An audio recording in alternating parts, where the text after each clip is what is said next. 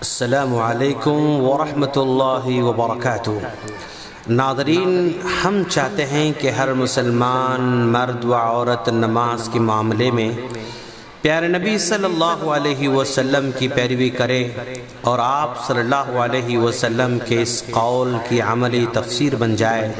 اللہ کے رسول صلی اللہ علیہ وسلم کا فرمان ہے، صلو کما رأیتمونی اصلی، یعنی تم نماز اس طرح پڑھو جیسے تم مجھے نماز پڑھتے ہوئے دیکھتے ہو۔ یہ بخاری کی روایت ہے۔ تو چلیے ہم نماز کا طریقہ آپ کو سمجھانے جا رہے ہیں، اس امید پر کہ انشاءاللہ آپ اپنے نماز کی اصلاح کر لیں گے اور سنت کے مطابق اپنے نماز کو بنانے کی حتی الامکان کوشش کریں گے۔ نمازی قبلے کی طرف متوجہ ہو جائے۔ نیت دل کے ارادے کو کہتے ہیں، زبان سے نیت ادا نہیں ہوتی ہے، کیونکہ نبی کریم صلی اللہ علیہ وسلم اور صحابہ کرام نے کبھی بھی زبان سے نیت نہیں کی تھی۔ اور جب بھی آپ نماز پڑھنا چاہیں گے تو کسی چیز کو بطور آڑ یعنی سترے کے طور پر استعمال کریں۔ تکبیر تحریمہ پڑھیں، اللہ اکبر کہیں، اس وقت نگاہوں کو سجدے کی جگہ پر رکھیں۔ تکبیر تحریمہ کے وقت دونوں ہاتھوں کو کندھوں تک یا کانوں کے لو تک اٹھائیں، انگلیاں ملی ہوئی ہوں اور انگلیاں کھلے نہ ہوں۔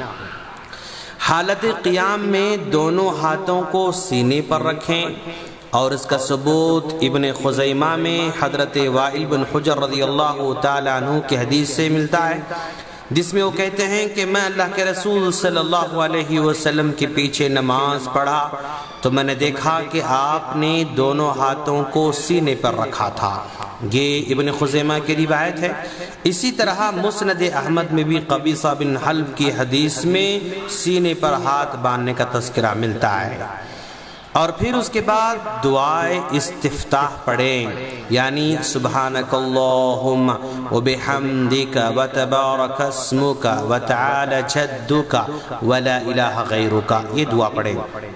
اور اس کے بعد سورہ فاتحہ پڑھیں، چاہے امام ہو یا مقتدی ہو، اکیلے ہوں یا جماعت کے ساتھ نماز پڑھ رہے ہوں، کیونکہ اللہ کے رسول صلی اللہ علیہ وسلم کا ارشاد ہے، سورہ فاتحہ کے بغیر نماز نہیں ہوتی۔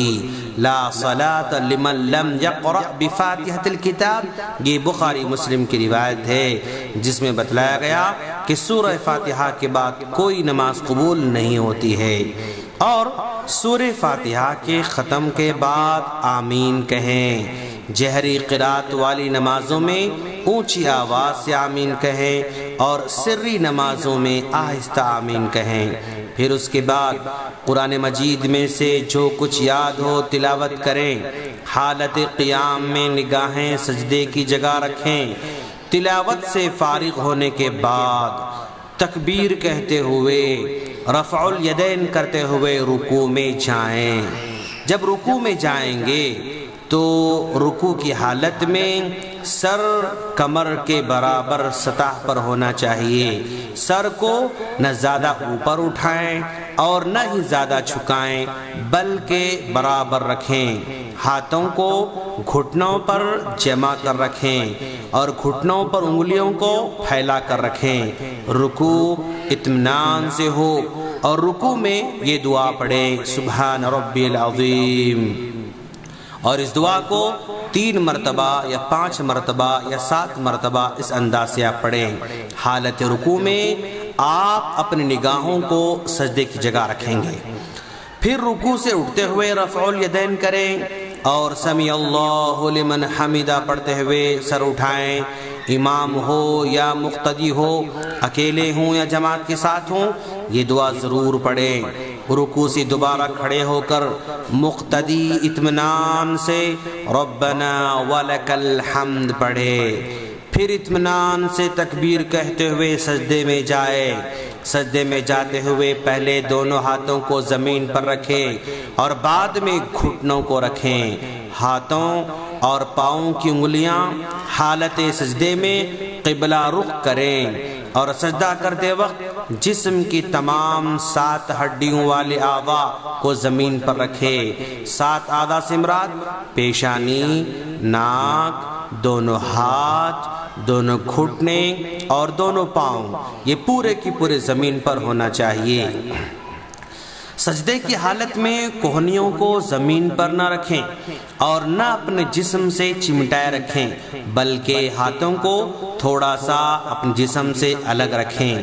سجدے کی حالت میں ایڑیوں کو ملائے رکھنا چاہیے۔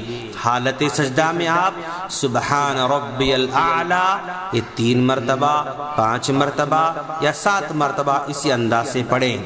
پھر اللہ اکبر کہتے ہوئے سجدے سے سر اٹھائیں۔ جب سجدے سے سر اٹھا کر آپ بیٹھیں گے تو بائیں پاؤں کو زمین پر بچھا کر اس پر بیٹھیں، دائیں پاؤں کو کھڑا رکھیں اور اپنے دونوں ہاتھوں کو رانوں اور گھٹنوں پر رکھیں۔ اپنے دونوں پیروں پر نہ بیٹھیں اور نہ ہی دونوں پیروں کو پھیلا کر زمین پر بیٹھیں، اور اطمینان سے دعا مانگیں، رب اغفر لی، رب اغفر لی، اللہم اغفر لی وارحمنی واہدنی واجبرنی وعافنی وارزقنی وارفعنی، یہ دعا پڑھیں۔ جب آپ بیٹھیں گے تو ایسے بیٹھیں کہ جسم کی ہر ہڈی اپنے اپنے مقام پر آ جائے، اطمینان کے ساتھ بیٹھیں اور یہ دعا پڑھیں۔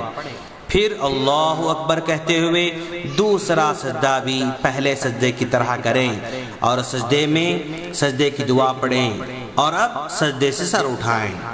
دوسری رکعت کے لیے مکمل کھڑا ہونے سے پہلے چند لمحوں کے لیے ضرور بیٹھیں۔ اس کو جلسہ استراحت کہا جاتا ہے، یہ بیٹھنا مستحب ہے، اور دوسری رکعت کے لیے کھڑے ہو جائیں۔ زمین پر ہاتھوں کو ٹیک لگا کر کھڑا ہونا مسنون ہے۔ پھر اسی طرح دوسری رکعت پڑھیں۔ اگر مقتدی ہو تو امام سے سبقت نہ لے جائے، کیونکہ نبی کریم صلی اللہ علیہ وسلم نے اپنی امت کو اس طرح آگے آگے کرنے سے منع کیا ہے۔ سنت یہ ہے کہ مقتدی امام کے نقش قدم پر پیچھے پیچھے چلتا رہے، کیونکہ اللہ کے رسول صلی اللہ علیہ وسلم نے فرمایا، امام کو بنایا ہی اسی لیے گیا ہے تاکہ تم اس کی اقتداء کرو، امام سے اختلاف نہ کرو۔ جب وہ تکبیر کہے اس کے بعد تکبیر کہو، جب وہ رکوع کرے تو اس کے بعد رکوع کرو، جب امام سمیع اللہ لمن حمدہ کہے تم ربنا ولک الحمد کہو، سجدے میں اسی طرح امام کے بعد کرو۔ یہ بخاری کی روایت ہے۔ اب دوسری رکعت کے لیے کھڑا ہو جائے، جس طرح پہلی رکعت پڑھی تھی دوسری بھی ویسے ہی ادا کرے۔ 2 رکعت کے بعد تشہد کا مرحلہ ہوگا۔ تشہد کا طریقہ یہ ہے کہ دوسرے سجدے کے بعد اس طرح بیٹھا جائے کہ دائیں پاؤں کو زمین پر کھڑا کریں، بائیں پاؤں کو بچھائیں، دائیں ہاتھ کی سیدھی ران پر رکھیں اور بائیں ہاتھ کو بائیں ران پر رکھیں۔ شہادت کی انگلی کو کھول کر باقی تمام انگلیوں کو بند کریں۔ اس شہادت کی انگلی کو دعا مانگتے وقت ہلکا سا اشارہ کرتے رہیں۔ اسی طرح انگوٹھے اور درمیانی انگلی کا حلقہ بنا کر شہادت کی انگلی سے اشارہ کرنا چاہیے، بلکہ یہ سنت ہے۔ پھر تشہد پڑھیں۔ اگر 4 رکعت والی نماز ہو تو آخری تشہد میں بائیں پیر کو دائیں پیر کے نیچے سے باہر نکالیں اور زمین پر بیٹھ جائیں اور دائیں پیر کو کھڑا کریں، انگلیاں قبلہ رخ رکھیں۔ پھر آخر میں دائیں اور بائیں سلام پھیرتے ہوئے السلام علیکم ورحمۃ اللہ کہیں۔ ہم اللہ سے دعا کرتے ہیں کہ باری تعالیٰ تو ہم تمام کو سنت کے مطابق نماز پڑھنے کی توفیق عطا فرما اور ہمارے ٹوٹے پھوٹے عمل کو قبول فرما، آمین۔ ناظرین، اگر آپ کو ہماری آڈیوز ویڈیوز ڈائریکٹ چاہیے تو ہمارے اس نمبر پر ریکویسٹ بھیجیں 009193113839 السلام علیکم ورحمۃ اللہ وبرکاتہ۔